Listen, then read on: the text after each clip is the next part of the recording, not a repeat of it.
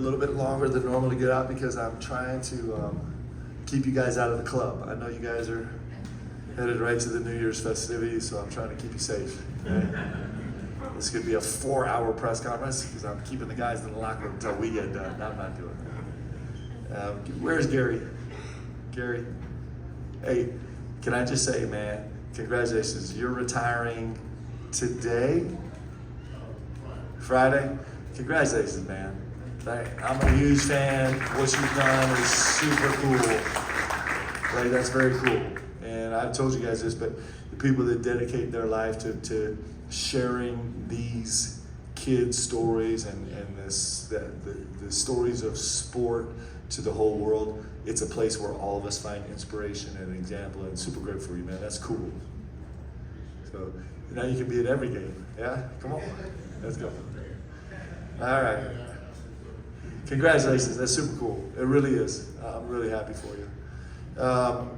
Congratulations, Brown. Terrific team. They're going to really be a big-time problem in the Ivy League.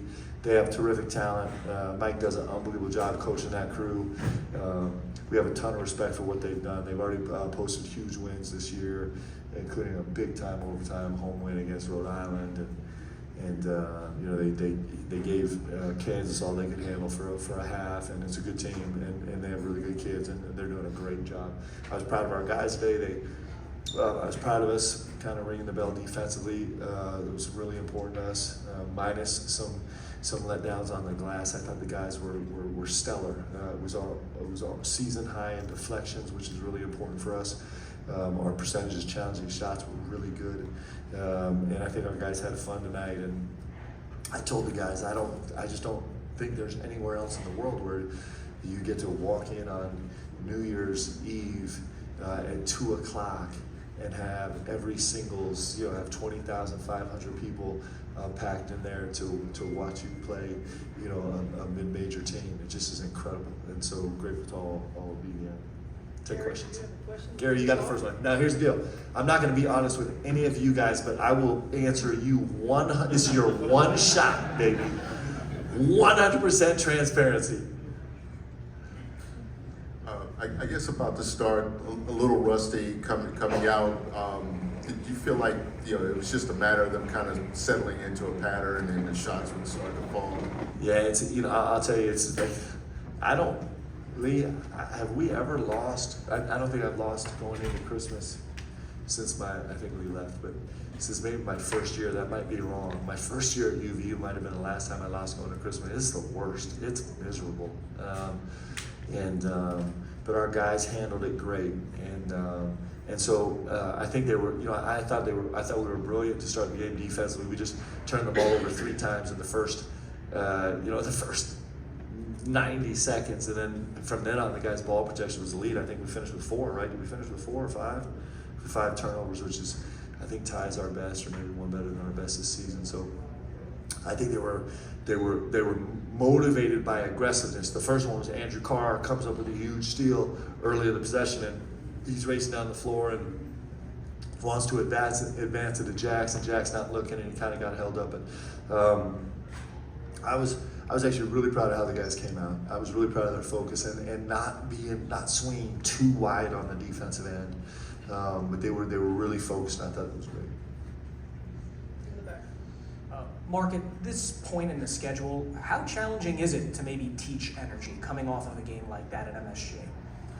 I think, you know, it's such an important part of what we do, and it's something that we're gonna, you know, that just doesn't happen. Like, that's something that you pay a ton of attention to and you really focus on. And so it's something that we do with our guys on an individual level by sending them positive or negative clips at 2 o'clock in the morning, or you know, putting your arm around them at halftime, or laying into them in the locker room, you know, after one of the guys falls asleep at a film session. That's never happened with us this season.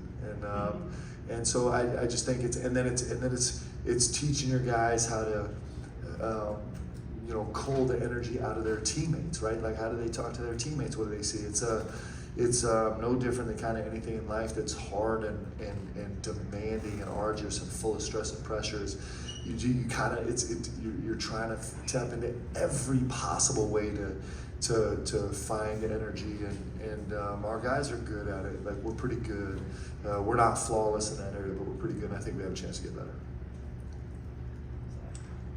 Mark, I think Jackson said the phrase ball screen defense about 15 times when we talked to him yesterday. How far has that come in the last week or so? And then you mentioned the deflections. What was the number today, and what kind of led to that being the highest? I think I don't know how we finished. I know at one point in the second half we were at 23, which is really good for us to get there in the second half.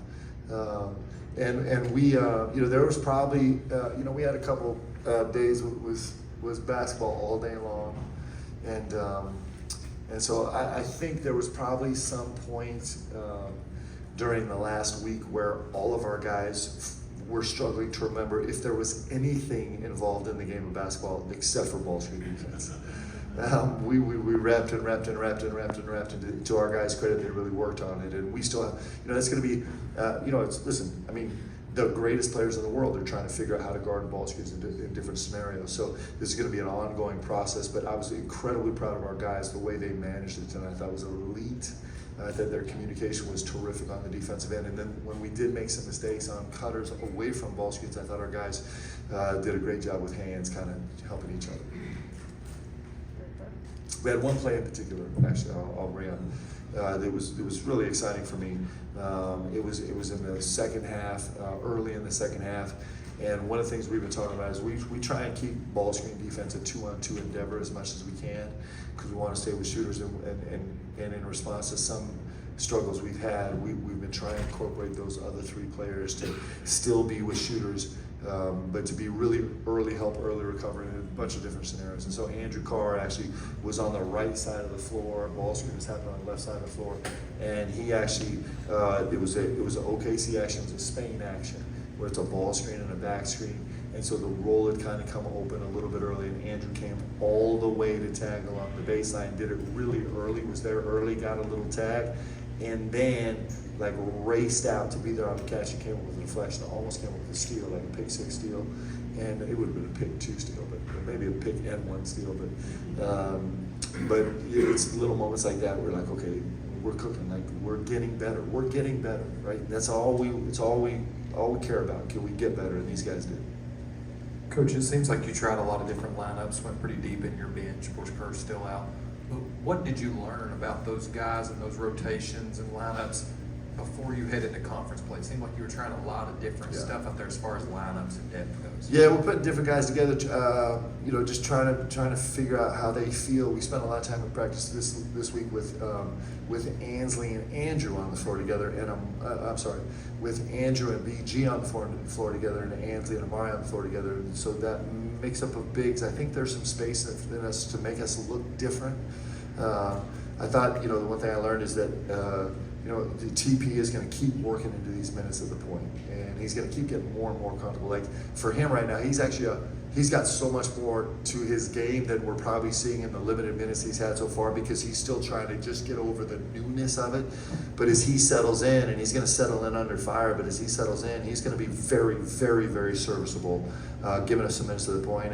And Colin Chandler is made just insane amount of progress on the defensive end. Like it's brilliant. He was really good defensively tonight. He was really good off 2 feet tonight. He was really good as a playmaker tonight. So, and then Trent Noah. The thing I learned about Trent Noah, he's just verified it again, is if we ever need a 3, I just need to sub him into the game and let him shoot it. Because he does not need any warm up time. He's just going to come bang 1 or 2. And so we're learning a lot about how the guys fit together. Kobe, I thought, a lot of kudos defensively, but I thought Kobe was elite defensively. Like he did a lot of make-up ability plays tonight, where he kind of came and blocked a shot late or stripped somebody late, kind of in a ball screen or a penetration rotation. I thought he was really good. So, we kind of were playing with the numbers for a long time, and there was some interesting things we learned about when him and O'Tague are on the floor together that we're trying to figure out what that means. And so a lot we're digging into all of it. Coach, you mentioned the 5 turnovers in the game today. 18 assists to 5 turnovers might be one of the best margins of the season. Can you just speak to the team's cohesion, especially now we're like the halfway point of the season in conference play, and what that's going to mean going forward? Yeah, it means everything for us. It's you look at a lot of numbers. on the stat sheet that are important to us, but this assist turnover is really, those numbers, because they're just a manifestation of if we're playing right on the offensive end. And the turnover number is an indication of if we're giving ourselves a chance, a real chance to guard on the defensive end. So those two numbers loom large for us. They're really important. And if we could stay above a 3-1 as a team, I'll be elated. We'll have a chance to win a lot of games. And Mark, assuming my voice holds out, I think you referenced the upcoming SEC could be a bloodbath. What's it going to take to survive that race, and how important is it holding serve at home every time? Yeah, it's I mean, it's you know, every game is gonna, you're gonna walk in and it's gonna feel like a toss up, and I think when you have that, it's gonna be it's gonna end up with what does your team's execution look like how capable are you of communicating on the floor and executing on the floor, and then I think it's gonna come a lot down to resolve, like how much frustration are you capable of enduring, like where's your emotional reservoir at, like I know that sounds like soft skills, but it's actually defining features of great games. And so it's you know, it's going to have a little bit of an NBA feel where you can't get too high or too low because you got 2 days. You don't have time to emotionally rehab from letting yourself be devastated or elated, because you know you play the number 3 team in the country, and 2 days later you're going on the road to play the number 1 team in the country, and then you're playing the number 10 team in the country, and so it's I think it's going to be a matter of just those two things, right? It's like, where are you on the execution scale, and you know, where are you on that durability scale, right? And those are going to matter. Take one more in the back. Hey, Mark, back here in the center, when you saw Caden and Jasper out there on center court at a point, what did you say to them, and what did it mean to see them tonight? I'm allowed to talk about this, right? For sure. Yeah. I was getting nervous. The rules are changing all the time.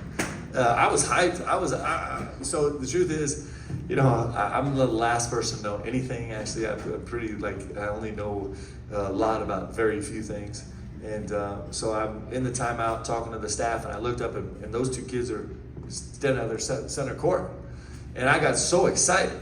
It was the first time I'd seen them on the court together, and definitely the first time I'd seen them on the court erupt with the joy filled. And I was just like, oh, this is going to be so fun. Like, not even containable.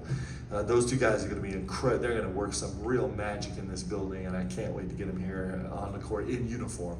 They're two beautiful, beautiful kids that are really, really talented and great competitors, and it's going to be fun to watch them grow. Super excited about those guys.